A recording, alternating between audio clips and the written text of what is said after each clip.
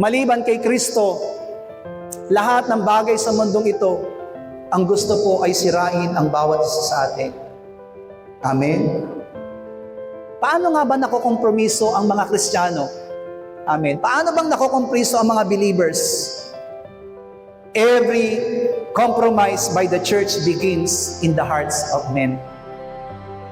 Alam niyo po, ang unang sinisira natin, puso. Our hearts. Nakokompromiso tayo, nag-uumpisa yan sa puso natin, yung nararamdaman natin. Tingnan po natin, 1 Kings chapter 11, verse 9 up to 12. At ang Panginoon nagalit kay Solomon dahil sa kanyang puso ay niwalay sa Panginoon, sa Diyos ng Israel, na napakita sa kanyang makalawa at siyang nagutos sa kanya tungkol sa mga bagay nito na siya huwag sumunod sa ibang mga Diyos. Ngunit hindi niya iningatan ang iniutos ng Panginoon. Kaya't sinabi ng Panginoon kay Solomon, yamang ito'y nagawa mo at hindi mo iningatan ang aking tipad at ang aking mga palatuntunan na aking iniutos sa iyo. Walang pagsalang aking aagawin ang kaharian sa iyo at aking ibibigay sa iyong lingkod.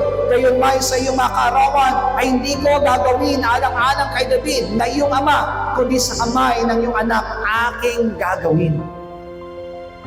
Saan nag-umpisa yung bagay na hindi pagsunod ni Solomon? It begins with the heart. Alam niyo po, tayong mga mananampalataya, hindi po tayo agad susuway, agad-agad. But it begins to our hearts, yung nararamdaman natin. When Christians became emotionally, kapag napapatangay na tayo ng emosyon natin, amen. Remember, we live by faith, not by our emotions. Pero kapag yung nararamdaman po natin ang pinakinggan natin, unti-unti, hihiwalay ka. Hindi hiwalay ka ng dyablo sa gawain ng Panginoon. Do not listen to your emotions, but listen to your heart in faith. Kasi doon nag-uumpisa. Pwede ka na makompromiso. Amen. Pwede mo nang gawin, unti-unti, yung ipinapagawa ng dyablo sa iyo. Amen po. Walang sino man po sa atin na ngayon ay mananampalataya, bukas ay backslider. Wala po. Wala pong ganyang nangyayari. Pero nangyayari po, unti-unti. Amen po ba? Bakit? Kahit na nasa church na tayo, kahit na isang mananampalataya na naglilingkod na sa church, alam ko po, lahat po tayo, merong paninirang ginagawa ang si Satanas.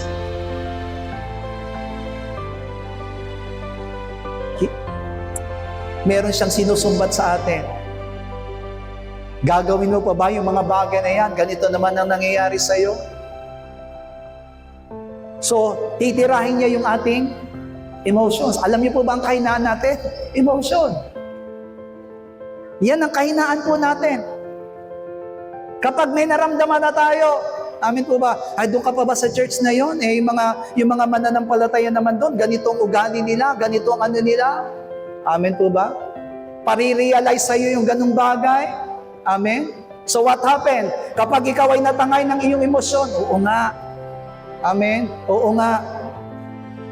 Hallelujah. Hindi mo na pakikinggan kahit na nung sasabihin pa ng Panginoon sa iyo to stay and love your brethren. Mahalin mo ang iyong kapwa. Amen po ba? Hallelujah. Hindi. Iko-kompromiso mo na yung sarili mo unti-unti. Hindi mo alam na tatangay ka na. Hallelujah. Kasi nga, wise si Satanas. Tinitignan niya kung anong kahinaan po natin. Malakas yung kamay niyan. Nag-exercise yan, malakas ang kamao niyan. Hindi ko kaya yan. Pero may isang kahinaan yan.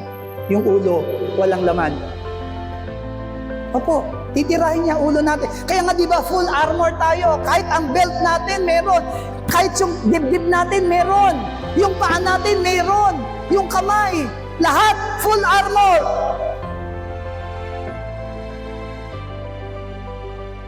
Ay nakalimutan mo na mag-pray. Di ba? Sa huling-huli, sabi daw, pray in the Spirit. Amen. Kasi ayoko nang pumunta doon sa prayer na yon. Kasi kung ako'y nagpe-prayer naman ganito, ganyan. Di ba? Actually, hindi sa ayaw mong manalangin, pero natatangay ka ng iyong emotions. Pero tandaan po natin, there is no perfect church. Walang perfectong iglesia. Lahat ay may kahinaan. Lahat ay may kapintasan. Pero ang kailangan lamang natin gawin is really to overcome.